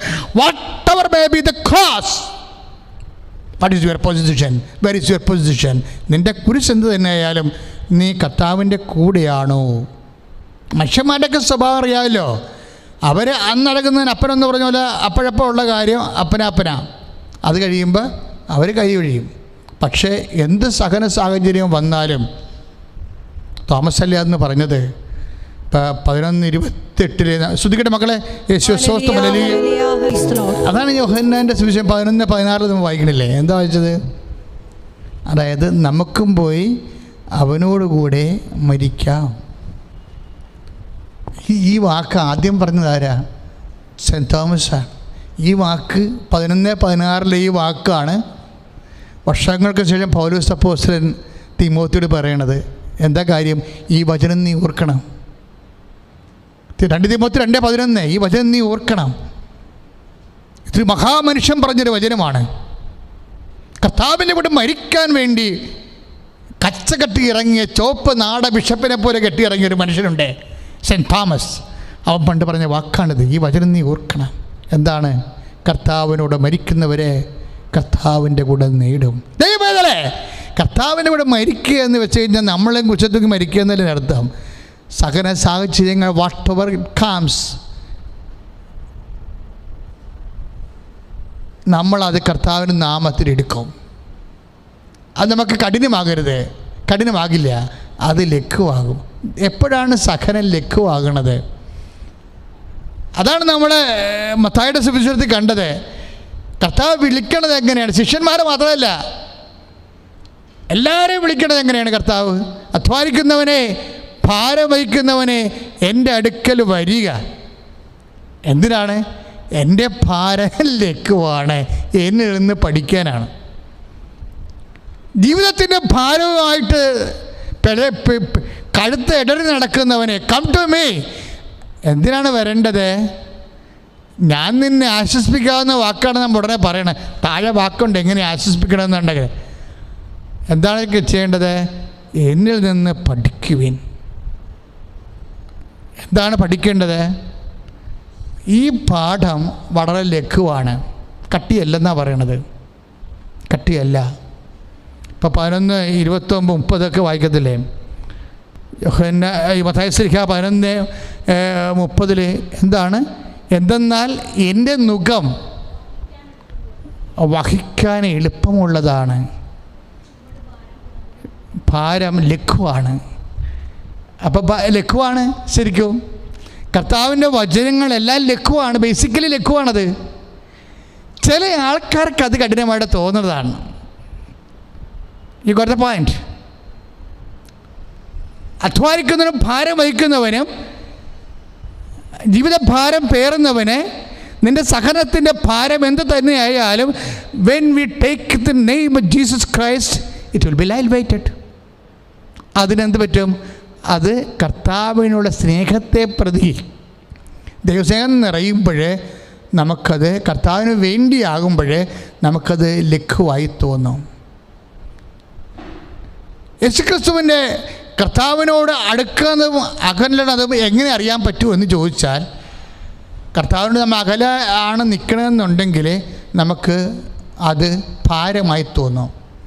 കർത്താവിനോട് അടുത്താണ് നമ്മൾ, ദൈവസ്നേഹത്തിൽ ഒട്ടിയാണ് നമ്മൾ നിൽക്കണമെന്നുണ്ടെങ്കിൽ നമുക്ക് ഓരോരോ ബുദ്ധിമുട്ടുകളെ ലഘുവായി തോന്നും. ബേസിക്കലി വേർഡ് ഓഫ് ഗോഡ് വളരെ ലൈറ്റ് വെയ്റ്റ് ആണ്.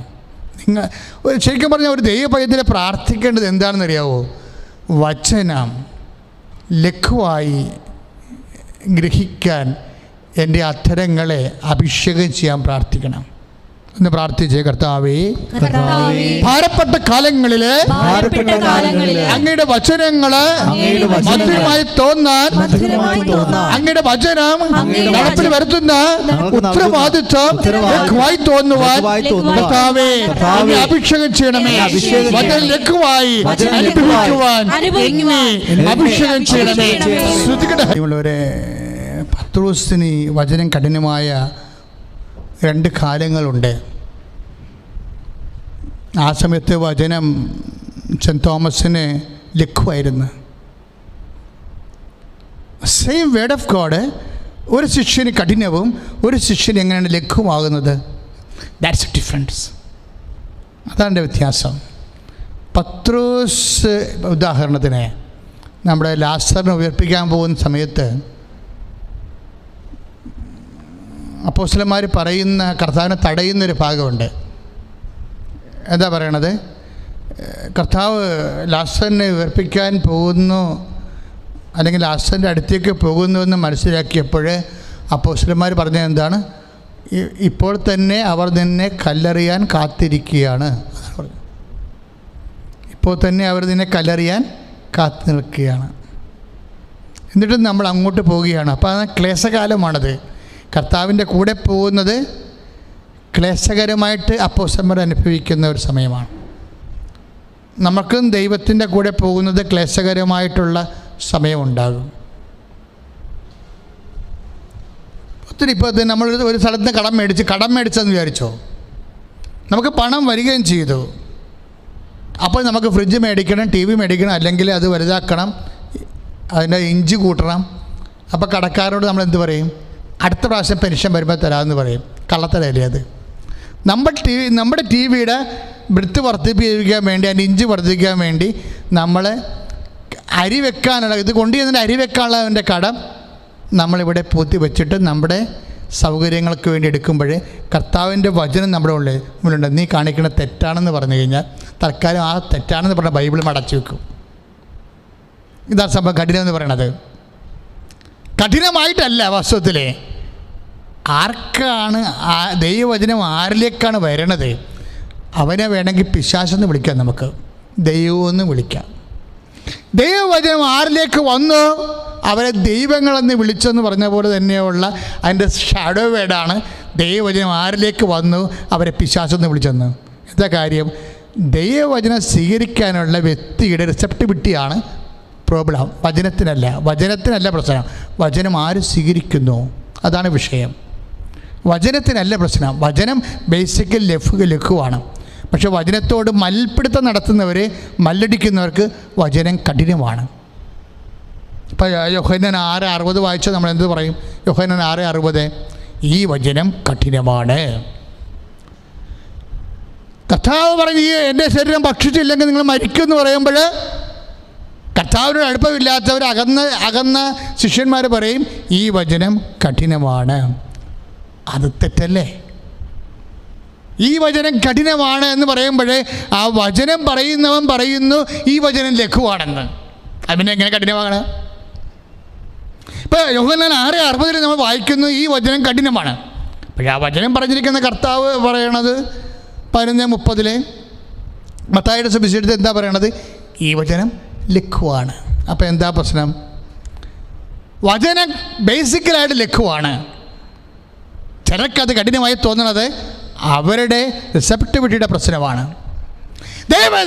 ദൈവത്തിൻ്റെ അടുത്ത് എങ്ങനെ അകലെ എങ്ങനെയെന്ന് ചോദിച്ചു കഴിഞ്ഞാൽ കർത്താവിൻ്റെ വചനം എപ്പോഴാണ് നമുക്ക് ലഘുവായിട്ട് തോന്നുന്നത് അപ്പോൾ നമ്മൾ കർത്താവിൻ്റെ അടുത്തായിരിക്കും.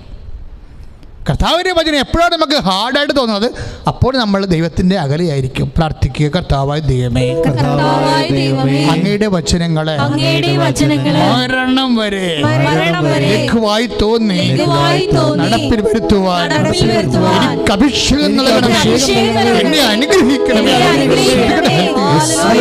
പ്രിയമുള്ളവരെ, പത്രോസ് രണ്ട് സമയത്ത് സഹനത്തിൻ്റെ 2 സമയങ്ങളിൽ പത്രോസിന് വചനം കഠിനമാകുന്നുണ്ട്. അതായത് 2 സമയങ്ങളിൽ കർത്താവ് കുരിശിനെക്കുറിച്ച് പറയുന്ന സമയം, അല്ലെങ്കിൽ കർത്താവിൻ്റെ പീഡാനുഭവം. ഇപ്പോൾ തന്നെ കർത്താവിൻ്റെ പീഡാനുഭവങ്ങൾ തന്നെ മത്തായി 16:22 വചനയില്ലേ എന്താണ്? നമ്മൾ ജെറുസലേമിലേക്ക് പോവുകയാണ്. അവിടെ മനുഷ്യപുത്രൻ ശത്രുക്കരങ്ങൾ ഏൽപ്പിക്കപ്പെടും. അവർ അവനെ പീഡിപ്പിക്കും, അവൻ മരിക്കും, 3-ാം ദിവസം ഉയർത്തെഴുന്നേൽക്കും എന്ന് പറയുമ്പോൾ പത്രോസിന് ആ വചനം കഠിനമായി തോന്നും. പത്രോസ് എന്ത് പറയും? 16:22 ഇത് നിനക്ക് സംഭവിക്കാതിരിക്കട്ടെ എന്ന് വെച്ചാൽ ഞങ്ങൾക്ക് സംഭവിക്കാതിരിക്കട്ടെ എന്നാണ് അർത്ഥം. ഇത് നിനക്ക് സംഭവിക്കാതിരിക്കട്ടെ, so that we may be also safe. അതാണ് സംഭവം. ഇത് നിനക്ക് സംഭവിക്കാതിരിക്കട്ടെ എന്നാണ് പറയണത് 16:22. പത്രോസിന് ജെറുസലേം കഠിനമാകുന്നു. ജെറുസലേം മഹത്വത്തിൻ്റെ രാജ്യമാണ് അല്ലേ? ദൈവം മഹത്വത്തിൻ്റെ മിസ്ഹ ഇതെല്ലാം സഹിച്ച് മഹത്വം പ്രാപിക്കുന്നത് ജെറുസലേമിൽ വെച്ചാണ്. ആ മഹത്വത്തിൻ്റെ രാജ്യം, പട്ടണം പത്രോസിന് സംഭവിക്കാൻ പറ്റാത്ത സങ്കടത്തിൻ്റെ പട്ടണമായിട്ട് അനുഭവിക്കുക. അതാണ് 16:22 പറയണത്. ഇത് നിനക്ക് സംഭവിക്കാതിരിക്കട്ടെ. ഈ പത്രോസ് തന്നെയാണ് 11:12 ഇപ്പോൾ മത്തായി ശ്ലീഹായുടെ സുവിശേഷം അല്ലേ 16:22. ഈ പത്രോസ് തന്നെയാണ് യോഹന്നാന്റെ സുവിശേഷത്തിൽ പറയുന്നത് 11:12 എന്താ പറയണത്? ലാസർ ഉയർപ്പിക്കാൻ പോകുന്നെന്ന് മനസ്സിലാക്കിയപ്പോൾ പത്രോസ് പറയും, കർത്താവ് പറയും, നമ്മുടെ സ്നേഹിതനായ ലാസർ ഉറങ്ങുകയാണ്. അപ്പോൾ പത്രോസ് പറയും, നല്ല കാര്യം, ഉറങ്ങണവരെ കിടന്ന് ഉറങ്ങിക്കോട്ടെ, why should we disturb them? അതാണ് പ്രശ്നം. ഉറങ്ങണവൻ അവിടെ കിടന്ന് ഉറങ്ങട്ടെ, അവൻ ഉറങ്ങി എഴുന്നേറ്റ് സുഖം പ്രാപിച്ചോളും, നമുക്ക് അങ്ങോട്ട് പോകണം, ഒരു പ്രശ്നവുമില്ല. Y should we disturb dum? നമ്മൾ എന്തിനാണ് ഉറങ്ങണവരെ ശല്യപ്പെടുത്തുന്നത്? അതാണ് 11:12 അവിടെയും കർത്താവിൻ്റെ കൂടെ പോകാൻ പത്രോസ് തയ്യാറല്ല. കാര്യം എന്താണ്? ജീവിതാനുഭവങ്ങൾ കഠിനമായി വരുന്നു. അപ്പോൾ പത്രോസിന് പല കാലങ്ങളിലും വചനം കഠിനമായിട്ടുണ്ട്. അന്ന് സെൻറ് തോമസിന് വചനം ലഘുവായിരുന്നു. അവിടെയാണ് പ്രശ്നം വരണത്. പത്രോസിന് വചനം കഠിനമായിരുന്ന കാലത്ത് സെൻറ് തോമസിന് വചനം ലഘുവായിരുന്നു. ഉറങ്ങുകയാണെങ്കിൽ അവൻ ഉറന്നോട്ടെ, സുഖം പ്രാപിച്ചോളൂല്ലോ, why should we should disturb them എന്ന് പറഞ്ഞുകൊണ്ട് പിൻകാലിട്ടിടിച്ച് നിൽക്കുന്ന വചനം കഠിനമായ ഒരു കാലത്ത് സെൻറ് തോമസിന് ആ വചനം ലഘുവായിരുന്നു. സെൻറ് തോമസ് എന്ത് പറഞ്ഞു? Let's go and dye with him. നമുക്കും പോയി അവൻ്റെ കൂടെ മരിക്കാം. എന്താണ്? അവന് വചനം ലഘുവായി. അവന് എങ്ങനെയാണ് വചനം ലഘുവായത്? ഇപ്പം നമുക്കും പോയി അവൻ്റെ കൂടെ 11:28 വായിക്കണില്ലേ നമ്മൾക്ക്? യോഹന്നാന്റെ സുവിശേഷം 11:28 നമുക്കും പോയി അവൻ്റെ കൂടെ മരിക്കാം എന്ന് പറഞ്ഞപ്പോൾ വചനം പത്രോസിന് കഠിനമായിരുന്നു. നിനക്ക് അതായത് അത് സെൻറ് തോമസിന് അത് ലഘുവായി. എന്തുകൊണ്ടാണ് ലഘുവായത്? എന്തുകൊണ്ടാണ് സെൻറ് തോമസിന് കർത്താവിൻ്റെ വചനം നമുക്കും പോയി അവനോട് മരിക്കാമെന്ന് പറഞ്ഞ വചനം ലഘുവാകാൻ കാരണം എന്താണ്? 2 തിമോത്തി 2:11 എന്താണ്? കർത്താവിൻ്റെ കൂടെ മരിക്കുന്നവരെ കർത്താവിൻ്റെ കൂടെ നേടും. ശ്രുതികട ഹല്ലേലൂയ. യേശു കർത്താവിൻ്റെ കൂടെ മരിക്കുന്നവരെ കർത്താവിൻ്റെ കൂടെ ഉയർത്തെഴുന്നേൽക്കുമെന്ന നിത്യജീവനെക്കുറിച്ചുള്ള കോൺസെപ്റ്റാണത്. ഒരുപക്ഷേ ഏറ്റവും കൂടുതൽ നിത്യജീവനെക്കുറിച്ച് ബൈബിളിൽ ചിന്തിച്ചിട്ടുള്ള ഫസ്റ്റ് അമംഗ് ദ ഈക്വൽസ്. നമ്മൾ ഫസ്റ്റ് അമംഗ് ദ ഈക്വൽസ് എന്ന് ശരിക്കും പറഞ്ഞാൽ ഫസ്റ്റ് പോപ്പിനെ കുറിച്ചാണ് പറയണത് സഭയിൽ, അല്ലേ? പത്രോസിനെ കുറിച്ച് തുല്യന്മാരിൽ ആദ്യത്തേവൻ. പക്ഷേ ചില കോൺസെപ്റ്റ് ബേസ് സെൻറ് തോമസ് ആണ് ഫസ്റ്റ് അമംഗ് ദ ഈക്വൽ. തുല്യന്മാരിൽ പ്രത്യേകിച്ച് നിത്യതയെക്കുറിച്ചുള്ള കോൺസെപ്റ്റില്ലേ. ഇപ്പം നമുക്കും പോയി അവനോട് മരിക്കാമെന്ന് പറഞ്ഞില്ലേ? അപ്പം തിമോത്തി എന്താ പറയണത്? ഈ വചനം മറക്കരുതേ. പൗലോസ് പറയും തിമോത്തിയോട്, ഈ വചനം മറക്കരുത്, നമുക്കും പോയി അവനോട് മരിക്കാമെന്ന് വചനം മറക്കരുത്. എന്താ കാരണം? അതിൽ നിത്യജീവനുണ്ട്. നിങ്ങൾ ദൈവവചനം അന്വേഷിക്കുന്നു, അതിൽ നിത്യജീവനുണ്ടെന്ന് നിങ്ങൾക്കറിയാം. പരിസേയരോട് കർത്താവ് പറഞ്ഞ വാക്കാണത്. ദൈവവചനത്തിലെ മനുഷ്യൻ എന്താണ് അന്വേഷിക്കണത്? കഞ്ഞി, കാപ്പി, കല്യാണം, കുഞ്ഞുങ്ങൾ, നോൺസെൻസ്. പിന്നെന്താണ് അന്വേഷിക്കണത്? എന്താണ്? നിത്യജീവൻ. ദൈവവചനത്തിൽ നിത്യജീവനുണ്ടെന്ന് ആദ്യം കണ്ടെത്തിയ മനുഷ്യനാരാണ്? Cent Thomas. അവൻ പറഞ്ഞു നമുക്ക് അവൻ്റെ കൂടെ പോയി മരിക്കാം. കാരണം എന്താണ്? അവൻ്റെ കൂടെ മരിച്ചാൽ അവൻ്റെ കൂടെ ഉയർത്തു നിൽക്കും. ശ്രുതികടേ മക്കളെ, നിത്യജീവനെക്കുറിച്ച് ഏറ്റവും കൂടുതൽ വെളിപാട് ലഭിച്ച ഒരാളാണ് സെൻറ് തോമസ്. എന്തുമാത്രം സെൻറ് തോമസിന് നിത്യജീവനെക്കുറിച്ച് വെളിപാട് ലഭിക്കുന്നുവോ അത്രയും കർത്താവിനോട് അവൻ ഇൻറ്റിമസി ആയിരിക്കും. പക്ഷേ പ്രകടമായിട്ട് ഇൻഡിഫറൻസാണ്. മനസ്സിലായോ? എന്തുമാത്രം ഒരു വ്യക്തി യേശുക്രിസ്തുവിനെ നിത്യജീവന് വേണ്ടി മാത്രം അന്വേഷിക്കുന്നുവോ, is the most intimate man and most intimate woman. അവളാണ് കർത്താവിനോട് ഏറ്റവും ഇൻറ്റിമസിയുള്ള ആൾ. അവനാണ് കർത്താവിനോട് ഏറ്റവും ഇൻറ്റിമസിയുള്ള ആൾ. പക്ഷേ നമ്മുടെ ജീവിതാനുഭവങ്ങളിലെ ദൈവം നമ്മളോട് മോസ്റ്റ് ഇൻഡിഫറൻ്റ് ആയിരിക്കും. This is Saint Thomas experience. എന്താണ്? ഏറ്റവും കൂടുതൽ ഇൻറ്റിമസി ഉണ്ടായിരുന്ന ആളാണ്. Let us go and die with him. അവനോട് മരിക്കാമെന്നല്ലേ പറഞ്ഞത്? അപ്പം എന്തൊരു ഇൻറ്റിമസി ആയിരിക്കും. അവൻ ഇല്ലെങ്കിൽ പിന്നെ നമ്മൾ നിന്നിട്ട് കാര്യമില്ല എന്ന് പറയുന്നൊരു വശമാണതല്ലേ. അവനുണ്ടെങ്കിൽ നമ്മളുണ്ട്, അവനില്ലെങ്കിൽ നമ്മളില്ല. അവന് വേണ്ടി മാത്രം ജീവിക്കുന്ന ഒരു മനുഷ്യനാണ്. നമുക്കും വേണ്ടി നമുക്കും കൂടി നമുക്ക് പോയി അവൻ്റെ കൂടെ മരിക്കാം. ഇൻറ്റിമസിയാണ് ഇപ്പോൾ സംഭവം. കർത്താവിനെ ഇട്ടിട്ട് ഒരു സ്വന്തം നിലനിൽപ്പ് അവനൊരിക്കലും ഉദ്ദേശിച്ചിട്ടില്ല. ഇന്ന് സ്വന്തം നിലനിൽപ്പിന് വേണ്ടിയാണ് കർത്താവിനെ പലരും ആശ്രയിക്കുന്നത്. സത്യമാണ്. May be A tragic truth, ഒരു ദുരന്ത സത്യമാണ്. എന്താണ്? സ്വന്തം നിലനിൽപ്പ് സേഫാക്കാൻ വേണ്ടി മാത്രം കർത്താവിനെ അവലംബിക്കുന്നവരെ. സെൻറ്റ് തോമസ് പറഞ്ഞ് അവനില്ലെങ്കിൽ എനിക്കൊരു നിലനിൽപ്പ് അവനെ വേറിട്ട് വേണ്ട എന്ന് പറഞ്ഞ ഒരാളാണ്. ആ ഒരു നിലപാടാണത്. ആ ഒരു നിലപാടാണ്. അവനില്ലെങ്കിൽ എനിക്ക് അവനില്ലാത്തൊരു നിലനിൽപ്പ് വേണ്ട, ഞാൻ നിലനിൽക്കുന്നത് അവന് വേണ്ടിയാണ്. That's intimacy. ഈ ഇൻറ്റിമസി ഇത്രയും ഉണ്ടായിരുന്ന മനുഷ്യൻ എന്താണ്? അവൻ്റെ കൂടെ സഹിച്ചാൽ മരിച്ചാൽ അവൻ്റെ കൂടെ നേടുവന്ന നിത്യജീവന് വേണ്ടിയാണ് അവൻ്റെ കൂടെ കൂടിയിരിക്കുന്നത് സെൻറ്റ് തോമസ്. അതുകൊണ്ട് പണ്ടൊരിക്കൽ ചോദിച്ചേ, കർത്താവേ അപ്പോൾ വഴി ഞങ്ങൾക്ക് കാണിച്ച് തരണമേ, വഴി ഞങ്ങൾക്ക് കാണിച്ച് തരണമേ. Every time that man was after the eternal life, വഴി ഞങ്ങൾക്ക് കാണിച്ചത്. നിൻ്റെ കൂടെ കൂടിയത് അപ്പം വർദ്ധിപ്പിച്ചപ്പോൾ ബാക്കി കഷ്ണം കഴിക്കാനല്ല, നിൻ്റെ കൂടെ കൂടിയത് കാനായി വെള്ളം വീഞ്ഞാക്കിയപ്പോൾ അതിൻ്റെ ഒരു ഗ്ലാസ് കഴിക്കാനല്ല, വഴി കാണാൻ വേണ്ടിയാണ്. എൻ്റെ പ്രശ്നം അതാണ്. Jesus, I have no way, I am not seeing anyway. എൻ്റെ വഴി ഞാൻ കാണുന്നില്ല എൻ്റെ ജീവിതത്തിൽ. അപ്പോൾ ഈശോ പറഞ്ഞു, Thomas, that's a categorical and correct question.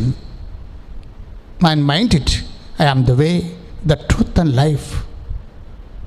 നിൻ്റെ ചോദ്യമാണ്, ആരും ചോദിക്കാത്ത ചോദ്യം. അപ്പോസ്തലന്മാരെല്ലാവരും അന്വേഷിക്കണമെന്ന് ഞാൻ ആഗ്രഹിച്ചുകൊണ്ട് അതിനുവേണ്ടി രക്തം ചിന്തായിരിക്കുന്ന ചോദ്യമാണ് തോമസ് നീ ചോദിച്ചത്. എന്താണ്? Where is the way? അപ്പോൾ ഈശോ പറഞ്ഞു, mind it, I am the way. തോമസിന് അതാണ് വേണ്ടിയിരുന്നത്, വഴി ആണെന്നറിയണം കർത്താവ്. അപ്പോൾ തോമസ്, ഞാൻ വഴി മാത്രമല്ല, ഞാൻ ജീവനാണ്. തോമസ്, ഞാൻ ജീവൻ മാത്രമല്ല, ഞാൻ സത്യവുമാണ്. I am the way, the truth and life. ശ്രുതികട ഹല്ലേലൂയ, ശ്രുതികട ഹല്ലേലൂയ. 14:5 യോഹന്നാൻ്റെ സുവിശേഷം. ഞാൻ പോകുന്നിടത്തേക്കുള്ള വഴി നിങ്ങൾക്കറിയാം. തോമസ് പറഞ്ഞു, കർത്താവേ, where are you going? നീ എവിടേക്ക് പോകുന്നു എന്ന് ഞങ്ങൾക്കറിഞ്ഞുകൂടാ. പിന്നെ വഴി ഞങ്ങൾ എങ്ങനെ അറിയും? പക്ഷെ പറഞ്ഞു, ഞാനാണ് വഴി. He was always seeking the eternal life in Jesus. കർത്താവിലെ അവൻ അന്വേഷിച്ചത് ഈ ഭൂമിയിലുള്ള ജീവിതമല്ല, കർത്താവിൽ അവൻ അന്വേഷിച്ചത് നിത്യതയാണ്. നിത്യത എന്ന് നീ കർത്താവിൻ്റെ വചനത്തിൽ അന്വേഷിക്കുന്നുവോ, that time onwards കർത്താവിൻ്റെ വചനങ്ങൾ നിനക്ക് ലഘുവായി മാറും. അങ്ങനെയാണ് കഠിനവും ലഘുവും ഉണ്ടാകുന്നത്. എന്നാണ് കർത്താവിൻ്റെ വചനങ്ങളിൽ നീ നിത്യത അന്വേഷിക്കുന്നത്? എന്നാണ് കർത്താവിൻ്റെ വചനങ്ങളിൽ നീ ഭൗമികമായ കാര്യങ്ങൾ അന്വേഷിക്കാത്തത്? അന്ന് കർത്താവിൻ്റെ വചനങ്ങൾ നിനക്ക് ലഘുവായി മാറും. ഈ ഭൂമിയുടെ കാര്യങ്ങൾ മാത്രമാണ് നീ കർത്താവിൻ്റെ വചനം അന്വേഷിക്കുന്നുണ്ടെങ്കിൽ it will be hard and hard forever. നിനക്കതെന്ന് ഹാർഡായിരിക്കും. എന്താ കാരണം? ഈ ജീവിതത്തിന് വേണ്ടി മാത്രമാണ് നിങ്ങൾ യേശു ക്രിസ്തുവിൽ പ്രത്യാശ അർപ്പിക്കുന്നെങ്കിൽ 1 കൊരിന്ത്യർ 15:19 എന്താണ്? നിങ്ങളെല്ലാ മനുഷ്യരെക്കാൾ ഹതഭാഗ്യരാണ്. ആരാണ് ഹതഭാഗ്യരെ? കർത്താവിന് വചനങ്ങൾ ആർക്കാണോ ഹാർഡായിട്ട് തോന്നുന്നത്, കർത്താവിൻ്റെ വചനങ്ങളിലൂടെ ആരാണോ നിത്യജീവൻ അന്വേഷിക്കാത്തത്, ഈ ജീവിതം മാത്രം അന്വേഷിക്കുന്നത്, for them that is hard, അവർക്കാണത് ഹാർഡ്. പ്രാർത്ഥിക്കുക, കർത്താവായ ദൈവമേ, ഈ ജീവിതത്തിന് വേണ്ടി മാത്രമല്ലാതെ നിത്യതയ്ക്ക് വേണ്ടി അങ്ങയുടെ വചനങ്ങളിലെ തിരഞ്ഞുകൊണ്ട് അങ്ങയുടെ വചനങ്ങളെ ലഘുവാക്കുവാൻ എന്നെ തോമസിനെ പോലെ അഭിഷേകം ചെയ്യണമേ. മത്തായിയുടെ സുവിശേഷം 11:25 ഈ ദൈവവചനം ലൈറ്റ് വെയിറ്റ് ആയിട്ട് തോന്നണവരെ വിളിക്കണ ഒരു പേരുണ്ട്, ശിശുക്കള്. നമ്മളെന്തെല്ലാം പൊട്ടത്തരങ്ങളാണ് വ്യാഖ്യാനിച്ച് കൊടുത്തിരിക്കുന്നത് ജനങ്ങളോട്. ശിശുക്കൾ എൻ്റെ അടുത്ത് വരാൻ അനുവദിക്കുവിൻ, അവരെ തടയരുതെന്ന് പറയുമ്പോൾ കുഞ്ഞുങ്ങളെയും പനി പിടിച്ച കുഞ്ഞുങ്ങളെ അല്ലാത്ത കുഞ്ഞുങ്ങളെ എല്ലാം പിടിച്ച് കർത്താവിൻ്റെ അടുത്ത് കൊണ്ടുവയ്ക്കുമ്പോൾ കർത്താവ് ആശീർവദിക്കണ അങ്ങനെയുള്ളൊരു കലാപരിപാടി അല്ലത്. കർത്താവിൻ്റെ വചനത്തെ ശിശുക്കളെന്ന് പറഞ്ഞാൽ അത് മാത്രമല്ല, ആർക്കാണ് വചനം ലൈറ്റ് വെയിറ്റ് ആയിട്ട് തോന്നണത്? ദയാ ചിൽഡ്രൻ. ആർക്കാണ് വചനം ബുദ്ധിയായിട്ട് ഹാർഡായിട്ട് തോന്നണത്? അവർ ബുദ്ധിമാന്മാർ. അവിടെയാണ് പ്രശ്നം. അതിലെ കർത്താവ് പറയണത് 11:25 മത്തായിയുടെ സുവിശേഷം എന്താ പറയണത്? ബുദ്ധിമാന്മാരിൽ നിന്ന് മറച്ചു വെച്ച് ശിശുക്കൾക്ക് വെളിപ്പെടുത്തി. ആർക്കാണ് വെളിപ്പെടുത്തിയത്? തോമസിന്. എന്താ വെളിപ്പെടുത്തിയത്? വചനത്തിൻ്റെ ഉള്ളിൽ അവൻ്റെ കൂടെ സഹിച്ചാൽ അവൻ്റെ കൂടെ നേടും, നിത്യജീവൻ കിട്ടും. അത് ബുദ്ധിമാന്മാർക്ക് അറിയത്തില്ലല്ലോ, അത് തോമസിന് അറിയാം. തോമസാണ് ശിശു. 11:25 ശിശു അതാണ്. മത്തായിയുടെ സുവിശേഷം 11:25 ശിശുവിൻ്റെ ഒരു മാതൃക എന്താണ്? തോമസാണ്. Teaching aid. അയാൾക്ക് മനസ്സിലായി കർത്താവിൻ്റെ വചനത്തിൽ നിത്യജീവനാണ് അന്വേഷിക്കേണ്ടതെന്ന്. അപ്പോഴാ വചനം ആ മനുഷ്യൻ ലഘുവായി. അതുകൊണ്ട് അദ്ദേഹം പറഞ്ഞു, നമുക്ക് വേനോടെ മരിക്കാമെന്ന് പറഞ്ഞു. എങ്ങനെ നിത്യജീവന് വേണ്ടി വചനത്തിൽ അന്വേഷിക്കുന്നവരെ കർത്താവിന് വേണ്ടി സഹിക്കുമ്പോഴാ സഹനം അവർക്ക് മധുരമായിട്ട് തോന്നിയാൽ അതാണ് ഈശോ പറയുന്ന 11:29 മത്തായിയുടെ സുവിശേഷം 11:30 എൻ്റെ ഭാരം ലഘുവാണെന്ന് പറയണത്. കർത്താവിൻ്റെ ഭാരം ലഘുവാണ്. അത് ബേസിക്കലി അത് ലഘുവാണ്. പക്ഷേ എങ്ങനെയാണ് ലഘുവാകണത്? ലഘുവാക്കപ്പെടും. ചില സമയത്ത് മാർദ്ദവ പരുപരുത്തവ ലഘുവാക്കപ്പെടും എന്ന് പറയും. ദൈവത്തിന് അങ്ങനെ ഒരു പരിപാടി ഉണ്ടെന്നാണ് നമ്മുടെ ഈ യോഹന്നാൻ മാന്താന പറയണത്. കർത്താവിൻ്റെ വചനം കേൾക്കുമ്പോൾ ലഘു ആക്കപ്പെടും. അപ്പോൾ കംപ്ലീറ്റ് ഇങ്ങനെ റെഡിമെയ്ഡ് ലഘു ചിലപ്പോൾ ഉണ്ടായില്ലെങ്കിലും നമ്മുടെ ജീവിത അനുഭവങ്ങൾ ദൈവം നൽകണത് ലഘുവാക്കപ്പെടാൻ വേണ്ടിയാണ്. ദൈവത്തിൻ്റെ വചനത്തിൽ നിത്യത എന്നെ അന്വേഷിക്കാൻ പല കാര്യങ്ങളും നമ്മൾ വചനത്തെ അന്വേഷിക്കുന്നുണ്ട്. But we are not getting. കല്യാണത്തിന് വേണ്ടി പ്രാർത്ഥിച്ചു നടക്കണില്ല, ജോലിക്ക് വേണ്ടി പ്രാർത്ഥിച്ചു നടക്കണില്ല, ജപ്തി ഒഴിവാക്കാൻ വേണ്ടി പ്രാർത്ഥിച്ചു നടക്കണില്ല. ചില കാര്യങ്ങൾ ദൈവത്തിൽ അന്വേഷിക്കണത് നീ തൽക്കാലമുള്ള കഴിച്ചുകൂട്ടലാണെങ്കിൽ അത് നടക്കണില്ല എന്ന് കണ്ടാൽ നീ ശിശുവാണെങ്കിൽ കർത്താവ് മനസ്സിലാക്കും, മകനെ നടക്കണ ഒരു കാര്യമുണ്ട്. നീ എപ്പോഴും ഇതിനു വേണ്ടി തന്നെ അന്വേഷിക്കാതെ നിത്യത അന്വേഷിക്കുക, ബാക്കിയുള്ളത് ചേർത്ത് നൽകുമെന്ന്. നിങ്ങൾ ദൈവരാജ്യത്തെയും അതിൻ്റെ നീതിയെയും കുറിച്ച് അന്വേഷിക്കുക. 6:33 മത്തായിയുടെ സുവിശേഷം. ബാക്കിയുള്ളത് ചേർത്ത് നൽകാം. ചേർത്ത് നൽകാനുള്ളത് ആദ്യം അന്വേഷിക്കുമ്പോഴേ നീ ബുദ്ധിമാനായി മാറും. ചേർത്ത് നൽകാനുള്ളത് ആദ്യം അന്വേഷിക്കുമ്പോഴേ വീട്, കല്യാണം, വിവാഹം, കുഞ്ഞുങ്ങൾ, ജോലി, പ്രൊമോഷൻ എല്ലാം ചേർത്ത് നൽകുന്നതാണ്. അതാദ്യം അന്വേഷിക്കുമ്പോൾ നീ ബുദ്ധിമാനായി മാറും. അത് നീ ദൈവരാജ്യത്തെ അന്വേഷിച്ച് കഴിഞ്ഞാലോ നിത്യത അന്വേഷിച്ച് കഴിഞ്ഞാലോ നീ ശിശുവായിട്ട് മാറും. എപ്പോഴും വചനം നിനക്ക് ലഘുവാകുന്നു, അത് നീ നിത്യത അതിൽ അന്വേഷിക്കുമ്പോഴാണ്. എപ്പോഴും വചനം നിനക്ക് ഹാർഡാകുന്നു, അതിൽ നിന്ന് ഭൗമികമായ ആനുകൂല്യം അന്വേഷിക്കുമ്പോഴാണ്. അപ്പോഴത് ശിശുവല്ല. കർത്താവ് ആഗ്രഹിക്കുന്നത് നമ്മൾ ശിശുവാകാനാണ്. നിത്യതയുടെ ശിശു എന്ന് പറയുന്നത് നിത്യതയുടെ ശിശുക്കളാണ്.